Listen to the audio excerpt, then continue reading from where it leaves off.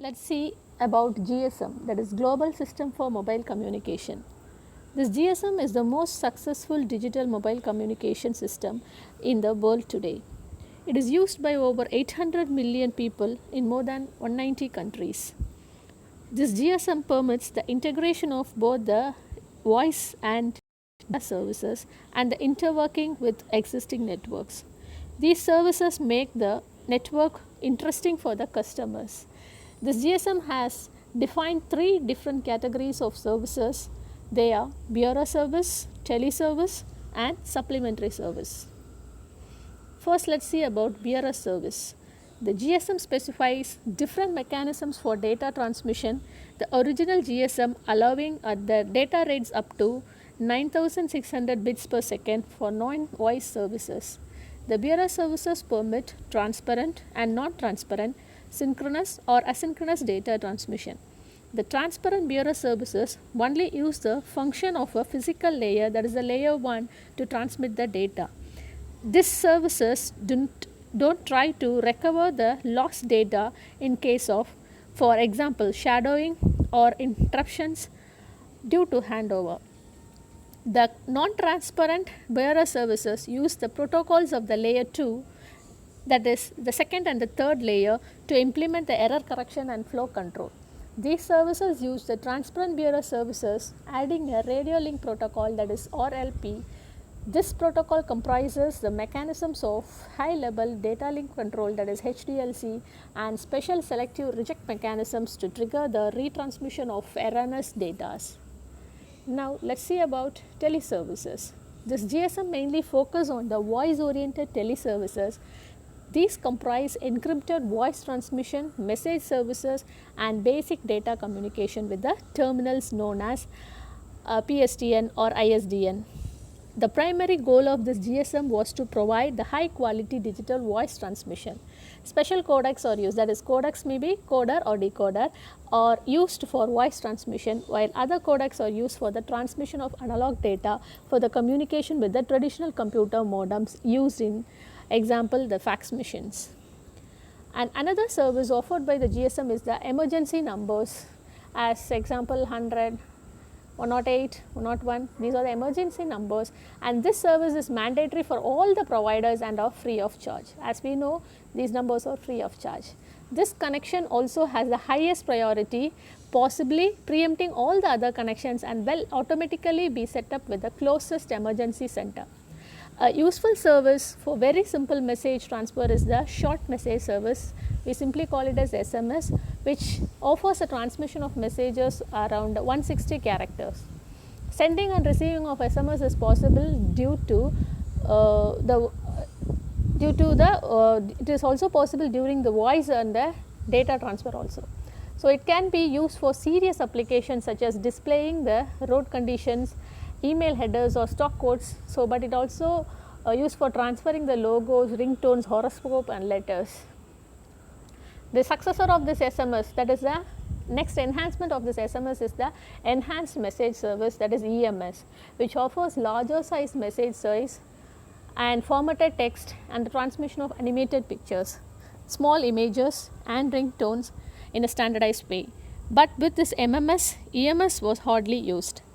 MMS offers the transmission of larger pictures, that is GIF, that is GIF, JPG, WBMP, short video clips, etc. And it comes with the mobile phones that integrate small cameras. Another non-voice teleservices is a group of 3 fax which is available worldwide. Now let's see about the supplementary services. In addition to the tele and the bearer service, the GSM providers can offer the supplementary services. These services offer various enhancements of the standard telephony service and may vary from the provider to provider. So typically these services are user identification, call redirection or forwarding of ongoing calls, barring of input and outgoing calls, advice of charge, that is called as AOC, etc. The standard ISDN features such as closed user groups and multi-party communication may be available in this supplementary services. So let's see about the GSM architecture. So the figure here shows the GSM architecture, which comprises of 3 subsystems: RSS, NSS and OSS. So let us see one by one. So the GSM consists of three subsystems: radio subsystem RSS, network and switching subsystem NSS, and the operation subsystem OSS. So first, network switching subsystem, that is NSS. This NSS is responsible for performing the call processing and subscriber related functions. This switching system includes the following functional units. These are the functional units in this NSS: HLR, VLR, AUC, EIR, MSC. So see here in this diagram we can see HLR, VLR, AUC, EIR, OMC. So all these things we can see in the diagram. All are explained here. So what is HLR? HLR is the home location register. So it is a database used for storage and management of subscriptions. HLR stores the permanent data about the subscribers, including a subscriber service profile, location information, and activity status.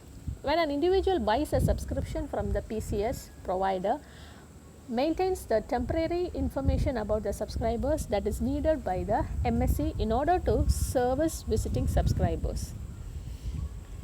Then let's see about the visitor location register. That is, the visitor location register associated to each MSC, that is mobile switching center, is a dynamic database which stores all the important information needed for the mobile station users. Example: IMSI, IMSISDN, HLR address, etc. So if a new mobile station comes into another cell, the VLR is responsible for it copies all the relevant information for this user from the home location register.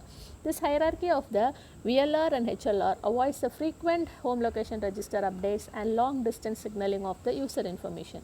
Some VLR is in existence or capable of managing up to 1 million customers. Okay. Then we see about authentication center. Authentication is authorization.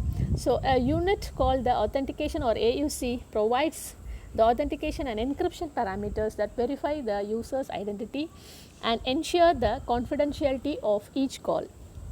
Okay, it verifies whether the call is from the valid user. Then EIR, that is Equipment Identity Register. It is a database that contains the information about the identity of mobile equipment that prevents the calls from the stolen or unauthorized or defective mobile station. That is the Equipment Identity Register. It finds whether it is the correct equipment, that is the mobile station or the handheld device or your mobile phones. Okay. Then Mobile Switching Center, that is MSC. The MSC performs the telephony switching functions of the system. It controls the calls to and from other telephone and data systems. Okay. This is the architecture of GSM. In the radio subsystem, that is RSS, it comprises all the radio specific entities like the mobile stations, base station subsystem, BSS. See, this figure shows here. RSS comprises the mobile station MSS, then BTS is base transceiver station, and BSC is base station controller. Okay, it is connected. This connection between the RSS and NSS is via the A interface, and the connection between OSS is via the O interface dashed lines. Okay, then base station subsystem BSS. It comprises of many, this GSM network comprises of many BSS, each controlled by a base station controller, that is BSC. The BSS performs all the functions necessary to maintain radio connections to an MS, coding or decoding of voice, and rate adaptations to and from the wireless network part. Besides a base station controller, the BSS contains the several base transceiver stations, that is BTS. Now let's see about BSC, that is base station controllers. The base station controller provides all the control functions and physical links between the mobile switching center and the base transceiver station. So it is a high capacity switch that provides the functions such as handover, cell configuration data, and control of the radio frequency, that is RF, power levels in the base transceiver station.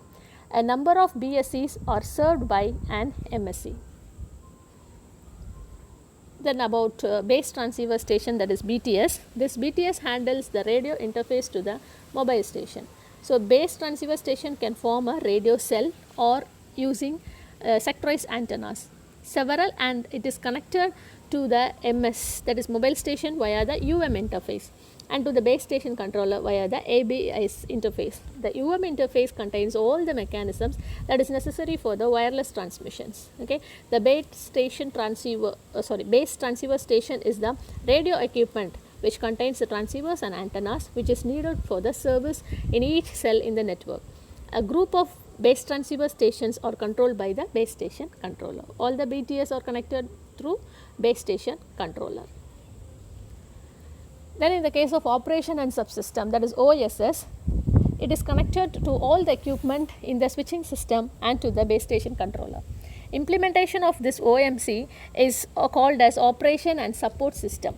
The OSS is a functional entity from which the network operator monitors and controls the system. Entire system is monitored and controlled by this OSS. The purpose of the OSS is to offer the customer the cost-effective support for centralized, regional and local operational and maintenance activities that are required for the GSM network. All the maintenance things are handled by this OSS, and this OSS provides a network overview and allows the engineers to monitor, diagnose and troubleshoot every aspect of the GSM network. The mobile station, that is MS, consists of the mobile equipment, that is the terminal, what we have, our mobile phones, and the smart card, that is called, has the subscriber identity module, that is the SIM card. So everyone knows a mobile phone has a SIM card. So that SIM card's full form is subscriber identity module, and our mobile phone is the mobile station, that is MS. The SIM provides the personal mobility so that the user can have the access to the subscribed services irrespective of a specific terminal. By inserting the SIM card into another GSM terminal, the user is able to receive the calls at that terminal and makes the call identified by the International Mobile Equipment Identity, that is IMEI. Okay, all the mobile phones have this IMEI number. Okay, the SIM card contains the International Mobile Subscriber Identity, IMSI, which is used to identify the subscriber to the system, a secret key for the authentication and other informations. The IMEI and the IMSI are independent, thereby allowing the personal mobility. The SIM card may be protected against unauthorized use by the password or personal identity number. Okay, thank you.